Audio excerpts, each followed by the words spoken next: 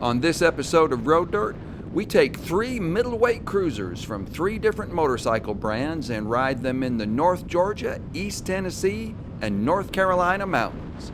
Stay tuned.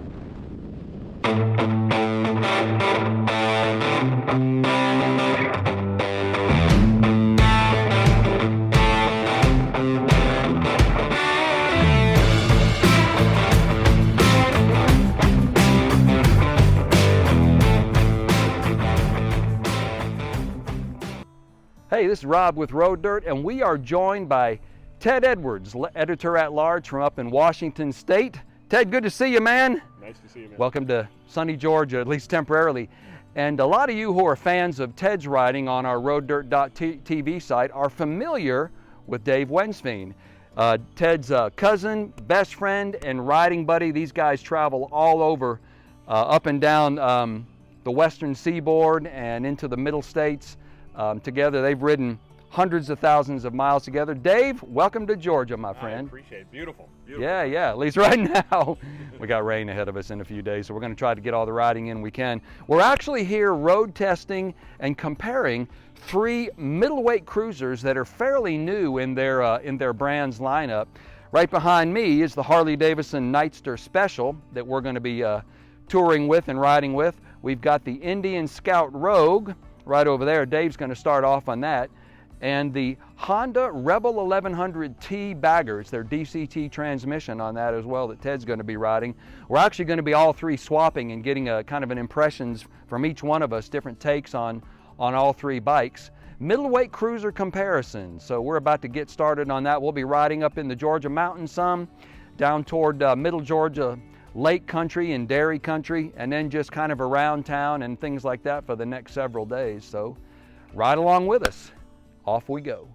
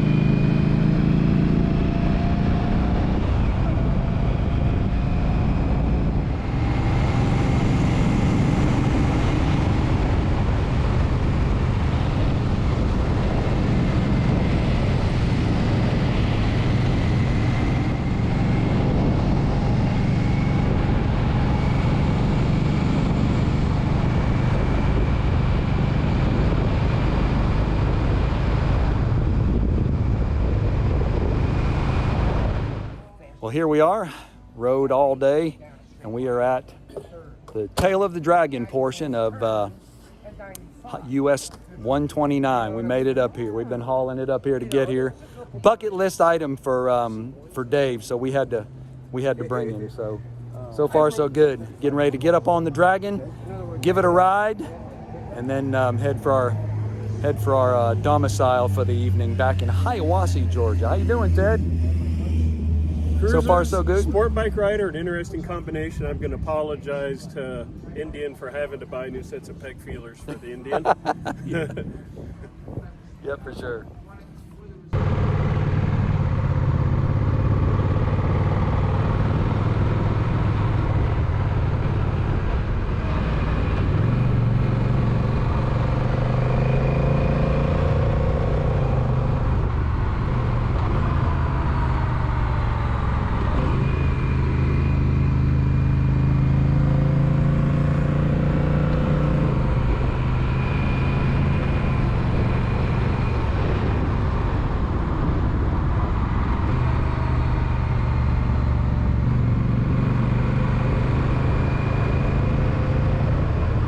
Sport bike guys, they're riding cruisers like they're like sport bikes.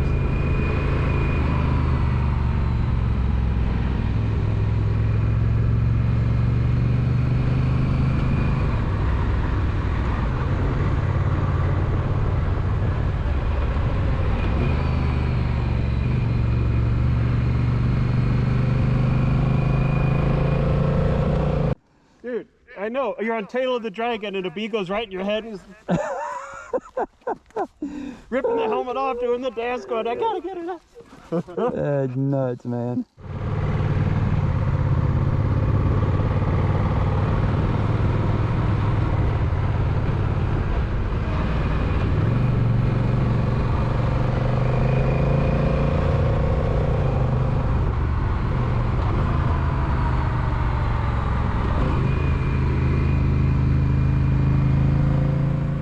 Out the other side of the dragon we went through, and then came back at the overlook. This was a bucket list ride for you, wasn't it, Dave? Oh, so what's your impressions, man? You know, I'm so happy we did it, to be honest with you. I mean, just the environment, the crash tree parts, the the decoration, and the road is fantastic. It is short, you know, the 11 miles like you guys told me, but you know, it is very technical, and you know, I think if you're in this area, you just got to come do it. You just got to do it. Yeah. I've come a long ways to do it. He has come across the country to make this ride, man. Fulfill a bucket list ride over here on the East Coast. So cool, man. And I can't thank you enough for wanting to come back up here for me. So that was man. That was cool. You and Ted, we had to do it. When you come east, it's not one of my favorites. I love the Dragon, but I love like the Cherahela parts of the Blue Ridge Parkway better. But man, if you're over here, you've got to do it. You got to just, if nothing else, you got to do it at least once. Absolutely. Just to say you've ridden the Dragon. You've tamed the Dragon, and you got the sticker too, man. Got the sticker to match. Ted, how about it, man? Another day on the Dragon, right? Yeah, it was interesting taking a cruiser. Has no business being on the Dragon and beveling off foot pegs. I mean, the Indian Scout is not in its natural habitat, but it did the best it could. She did all right. Yeah. So did the Harley did good on it, and man, even that old Rebel 1100 did all right on the Dragon, man. Did good. Good ride. Now we head for Hiawassee.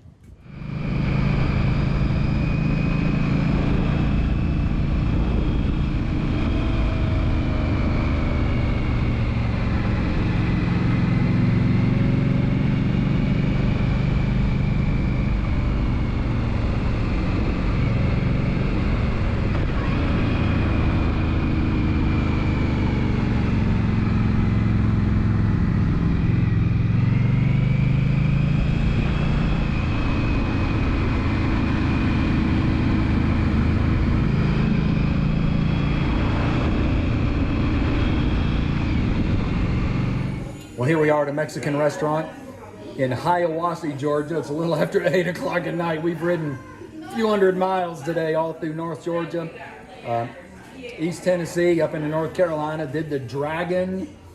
What are you guys' impressions so far of the bikes you've ridden? We've ridden each one of us we've swapped all day long, and we've all ridden all three of them now. What's your favorite one, first of all? You know what? It's hard to go away from that dual clutch transmission on the Honda. It just spoils you. The Harley and the Honda, I think, would be neck and neck, but the dual clutch transmission doesn't. You digging that? What about it, Dave?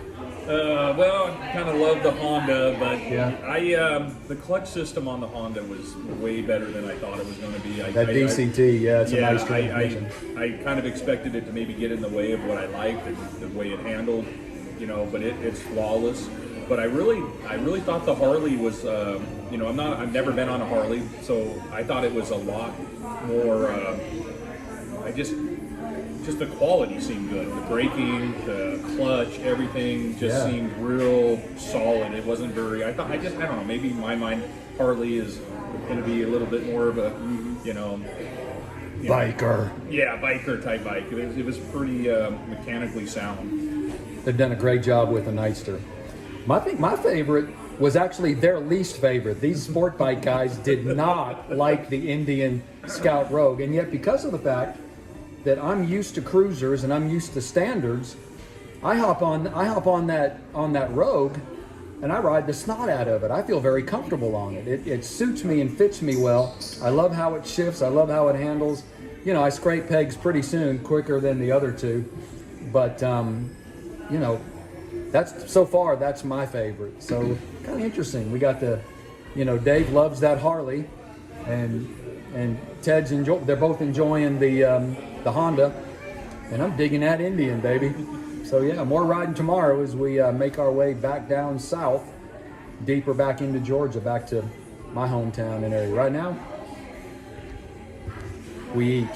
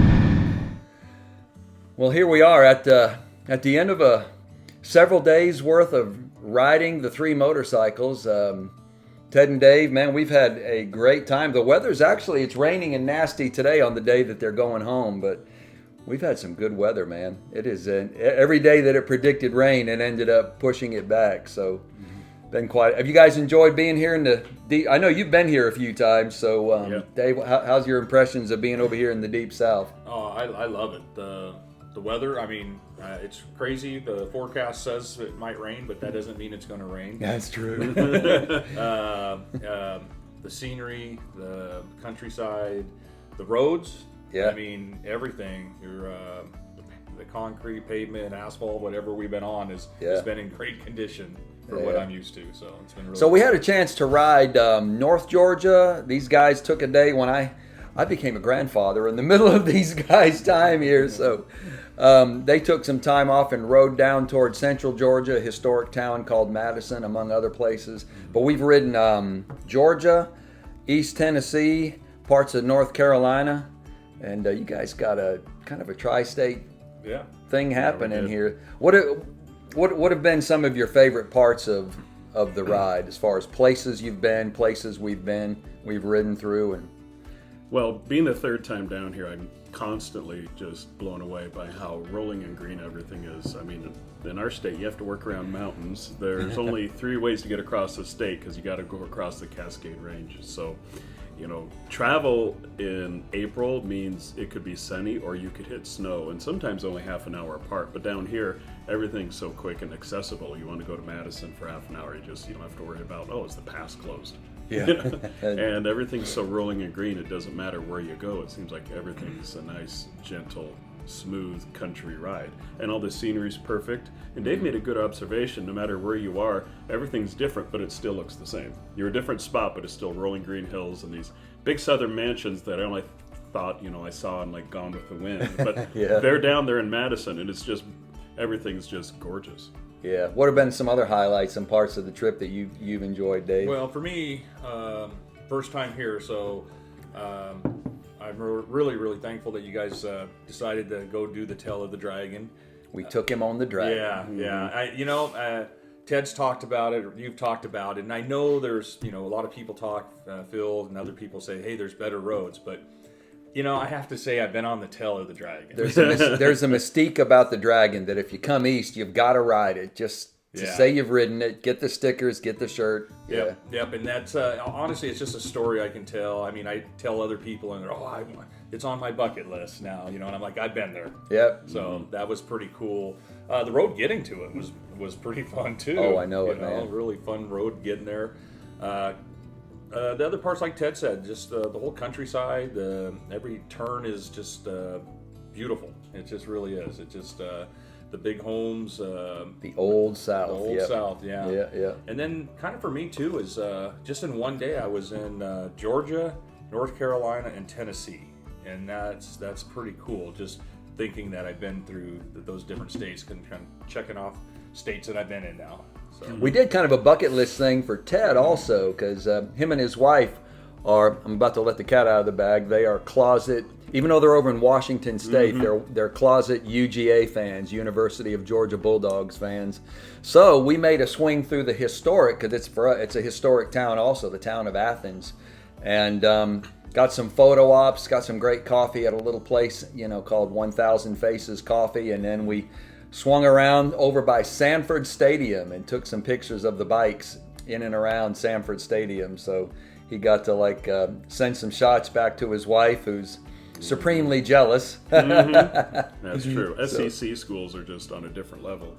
You go to Pullman in Washington State, and it looks like somebody dropped a small, high school stadium in the middle of a wheat field, and that's, a Pac-10 school. Down here in SEC schools, just a whole nother level.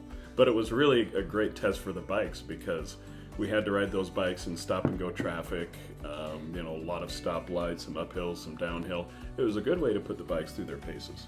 Let's talk a little bit about the bikes. We rode, by way of review, we rode the 2023 Harley-Davidson Nightster Special, their new version of the Sportster. We rode an Indian Scout Rogue. We had to kit it out with our own bags, but we made that work. And then Honda's Rebel 1100T Bagger. They're all three. There's some similarities between them. They're all three middleweight cruisers, but they're also very different from each other too. What were some of you guys' impressions? Well, let's start with the Honda. Tell me about tell me your just quick impression of the Honda. The Honda is it's like riding a spaceship. Yeah. It's very, very refined. It's very polished. Honda, of course, does their homework. The fit and finish on the bike is amazing. The thing that was a question mark for me was the dual clutch transmission. Because being a sport bike guy, I like my clutch. I like to feather the clutch. It's home, right? So being on a bike, the first thing it is grab the clutch lever, and there's no air clutch. there. There's no clutch lever. Yeah. I look down by my foot peg, and there's no transmission. So right away, I'm like, ooh, this is going to be interesting. But the more I used it, the more I liked it. And then once I got used to how the transmission shifts and the different modes, I actually found myself not wanting to get off the bike. Yeah. Good bike. How about you? Yeah, like Ted said, for me, I've never been on a cruiser ever, so that was kind of a first. And the Honda dual clutch was phenomenal. I just can't talk enough about it. I think it was well designed. The other thing, I've never been on a bike. It kind of tells you what I ride a little bit, older bikes, but never been on a bike that had ride modes. So first time clicking through different modes and having that kind of the manufacturer's tuning or detuning to help accommodate the rain or the sport mode and all those things. And Honda did really well with that also. And I felt like it was a bike that I could truly tour on. Yeah. I enjoyed it too. Of course, we had about a year and a half ago, we had the Rebel 1100, just the basic version when they first introduced it. And I loved that DCT transmission, and you can even put it in manual and paddle shift it up and down, which I thought was pretty cool. We had the Harley Nightster Special, and this one, these guys surprised me with their response to it. I didn't think a couple of sport bike and sport touring guys would like this Harley-Davidson, but they did. Yeah, I went from the Indian to the Harley. Was my first. I went Indian, Harley, and then Honda. Talk about the Indian in a second. Yeah, I immediately felt on the Harley like I was back on a sports bike. It was like the positioning, the way it handled. It really was a very sport-like bike, and I felt way more at home. I felt more comfortable. It was actually the bike that just by pure chance I got to do the Tail of the Dragon on. Yeah. So it was nice to feel really comfortable on a bike. I was surprised that the Harley felt that way. It was not what I was expecting coming from multiple ride modes and traction control, ABS, a lot of those things that weren't on previous gen Sportsters, but they are on this new version of the Sportster line. So it was very sporty. Yeah, that's the best I can say. Is it came closest to the sports tour that I'm used to. Cool. What about you? What are your thoughts on the Nightster? I was shocked. I didn't get on the Nightster until we had done the Tail of the Dragon, and I was stuck on the Indian, which we'll get to that later. But instantly, I thought that it was the least cruiser-like of the group. You get on the Indian, you know you're on a cruiser. You get on the Honda, and you know you're on a cruiser. You know your feet are forward, your arms are up. And you get on the Harley, and you're like, you're on a standard bike. I felt like I was on like my old CB 550. Sit up in big riding position, feet underneath you, hands forward. And within 10 curves of leaving the Tail of the Dragon, which is still curvy, I was already had my butt off the seat, leaning off and pushing the bike hard enough that I felt like that was the bike to have in the curves. It was the bike that I thought would be the most cumbersome, but it ran circles around the other two when it comes to curves. Except for the front brake and the front tire. There are times where just riding even at a 7/10 pace, I could lock that front wheel and leave skid marks for yards. So if I had a little bit of a grippier front tire on it and better front brakes, that would be the bike I could keep up with some people in some curves. It would surprise a lot of people. See, my impressions of the Sportster, of the Nightster Special, I was thinking in terms of the old Sportster because I've ridden a number of their Sportsters, 883s. I think my all-time favorite Harley I've ever ridden was the Iron 1200, 2019 Iron 1200. I just loved that, just how visceral and, that bike felt.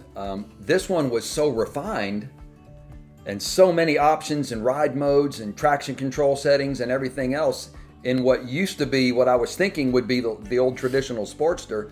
It kind of took me aback. I like the bike, but I almost didn't like it in the sense that it doesn't feel like a Sportster anymore.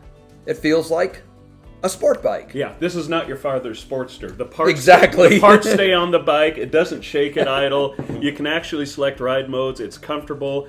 It probably won't burn your legs and won't leave you stranded in the middle of nowhere. So there are some advantages to 2023. It's not, 1968 anymore. Sorry, Grandpa.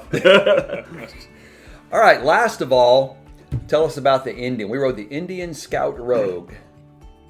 Well, I rode it first, like I was mentioning, and after switching back and forth and then getting back on it a second time, giving it another shot, it is probably what I felt like I was going to ride to begin with when you told me to come down and ride cruisers. It felt like what I thought a cruiser would feel like. The seating position, the 8 bars. Mini ape hangers. Yeah, and just, and a little bit, a little bit rattly. I mean, I guess in my mind, I had the Harley being that bike.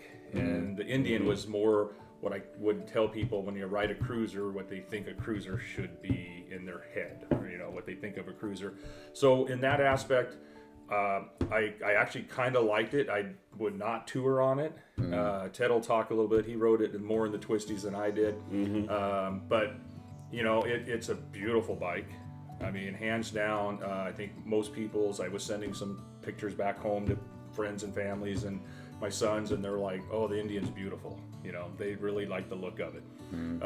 Its purpose was not my riding style, but I felt like I was riding a cruiser. I really, the second time I got on it, I'm like, this is kind of what I read that article, and this is why Rob feels this bike. He can get into this bike, and I kind of let go of, it's not a sports bike. I got to get rid of thinking the sports tour. It's not designed to be that way. So it was probably the most cruiser-like bike out of the group for me, hands down. What about you? Oh, absolutely. I mean, it's got no ride modes. It's got no hydraulic clutch like the other two. No fuel. Your butt is low. Your feet are up high. It's got 10-inch ape hangers. It is what most people would picture when they picture a cruiser. In fact, Indian kind of did a Harley better than Harley did. And then Harley takes the Sportster, makes it so refined that it seems like a Honda. And then Honda takes a cruiser and fast forwards till it's like the Starship Enterprise. Everybody copied each other else. Indian made a better Harley, Harley made a better Honda, and Honda just went far off into the future with a dual clutch transmission. That's a good way of putting it. But the problem is if you want to drive into a coffee shop and just drink coffee and stare at it, you got to look at the Indian. It's a work of art, and it's beautiful. You put a tan leather seat on it, and you put some open pipes on it, and you could just stare at it all day. The Harley, you only want to look at the right side of the bike. That's the pretty side. You look at the left side, and that's where all the wiring and hoses are, and you look at it, and it looks like somebody dumped Home Depot on the left side of the bike. And then you look at the Honda, and it's got its seat low and its tank angle. It looks like it's been pre-crashed. So it kind of depends on what you want. If you want that elemental cruiser feel, because you're Rob and that's what you grew up with, you want something that shakes and vibrates that you can have that emotional connection with, and it looks beautiful and it's customizable, then you go with the Indian. If you want something that is smooth and refined and is quick and is comfortable and is sporty, then you go with the Harley, which I never thought I would say. Yeah, I never thought he would say something like that. If I was to ride one of these home from all the way down in Dacula, did I pronounce that right? Am I getting my southern right? You are. I'm getting southern, y'all. Y'all. If I was to pick one to ride home, it'd have to be the Honda. The dual clutch transmission is great. The ride modes are great. It's got good saddlebags. It's got great wind protection. And it's the one that I could see myself probably spending the most time with. And it's almost as sporty as the Harley, just not quite. Yeah, yeah. Now, for me, initially when these guys hopped on, it spent some seat time on the Indian. They both got off. Just, I can't stand this thing. True. Hey, Yeah. what the heck? Dude? And then I grew up with cruisers and standards and been riding those mostly most of my life until I guess about 7 or 8 years ago when I started getting into sport bikes and sport tours and naked sports and things like that. But hopping on that Indian with those 10-inch apes, foot controls and pegs a little bit out in front, not all the way, but just I was at home. I told the guys immediately I was at home on it. I felt at home on that bike, just immediately, and just wanted to hooligan the thing and just go have a blast with it. They said, well, I love it. It's great to look at. I'd never tour it. And I'd go, I would tour it.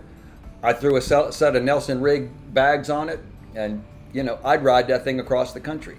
Just because of what I grew up, what I'm used to, and what I'm actually I felt the most at ease and the most comfortable on the ones these guys felt the least at ease and the least comfortable on. So that was why I thought this would be, kind of an interesting perspective, getting our different viewpoints on each one of them. Yeah, the second time on the Indian, I kind of, felt it a little bit more, I felt it right? different, yeah.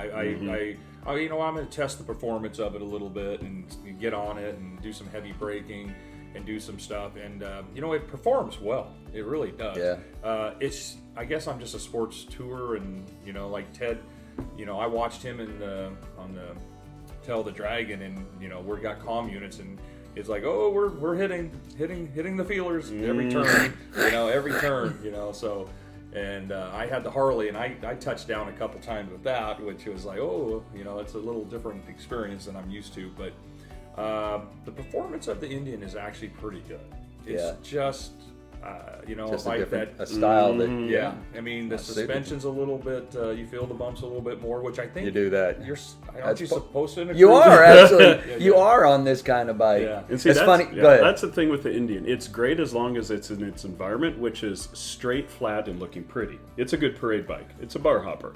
As soon as the road gets curvy, you realize you only have 25 degrees of cornering clearance. I apologize to Indian for scraping the peg feelers down the nubs. Yeah. And it's got 2 inches of rear suspension travel. So if there's if there's a pebble in the road, it goes right up through your spine and rattles your fillings out.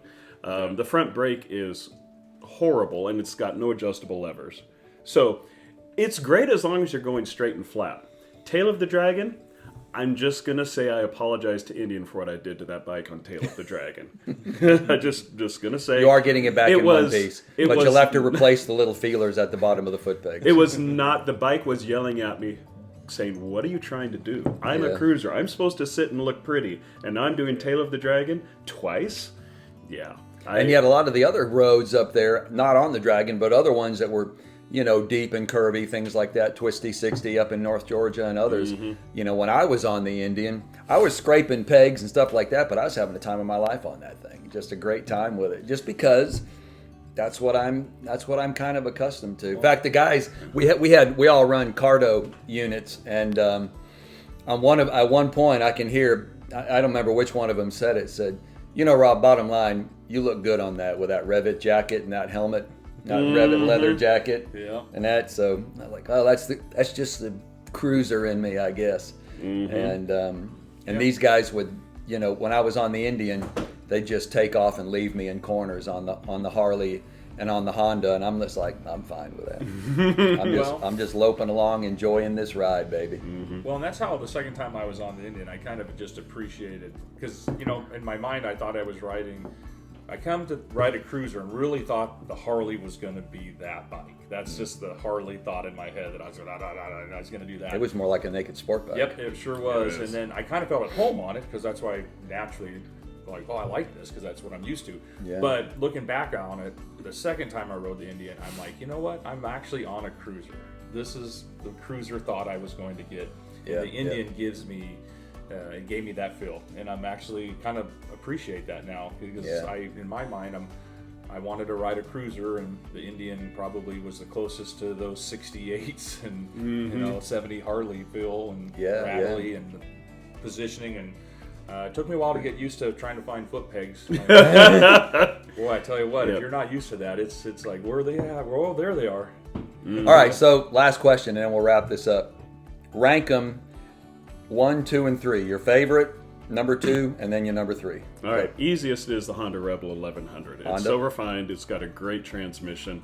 The power modes really make a difference. The Africa twin motor, they actually have given it a little bit of a cruiser-like lope, so you get a little emotional connection, which you usually don't get with Hondas, because they're usually just like as polished as a refrigerator.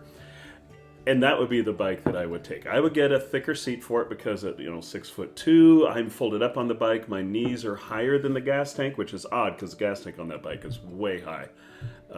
So I need a thicker saddle, but then that's the one I would ride. Second would be the Harley, without doubt. It's got a great riding position. The motor is ridiculously smooth. On our impromptu roll-on tests between the Harley and the Honda on the highway, it just left the Honda in its wake.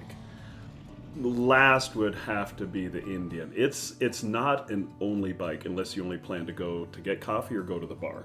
You ride it, you go somewhere, and it doesn't leave town, because as soon as you leave town and hit pavement irregularities or a curve, the Indian's gonna look back at you and go, that's not what I'm for. But it's just so darn pretty. So Honda first, Harley second, and Indian third. Your rankings. After a couple days of thinking of it, I mean, I'm going to stick with my same rankings, but I am going to say that if I was looking for a cruiser bike, I'd have to go with the Indian.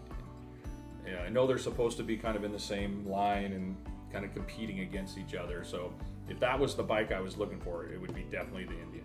But for my kind of, Ted nailed most of it. Kind of what you guys ride. Yeah, what we do and what we like. The Honda is number 1. Mainly because I feel like I can tour. I really feel comfortable. The clutch system, automatic clutch thing is fantastic. It's sporty. It does what I want to do. And I'm 6 foot, so I don't really have the same issues. I felt really comfortable on it. It would be the bike that I would definitely go home with if I could today. I could ride it from here back to Washington State. I don't feel like I'd want to do that on the other bikes by any means. Then my number 2 bike would be the Harley. Really, just because of its sport. I mean, if you want a cruiser that's sporty and gives you that sport bike tour feel, it is. They put the sport back in Sportster with it. They really did. Yeah. And then obviously my third rank, just for me personally, which one would I want, would be the Indian. Would be the last one. See, these guys gave me grief. They asked me the same question last night. What about you, Rob? What's your rankings?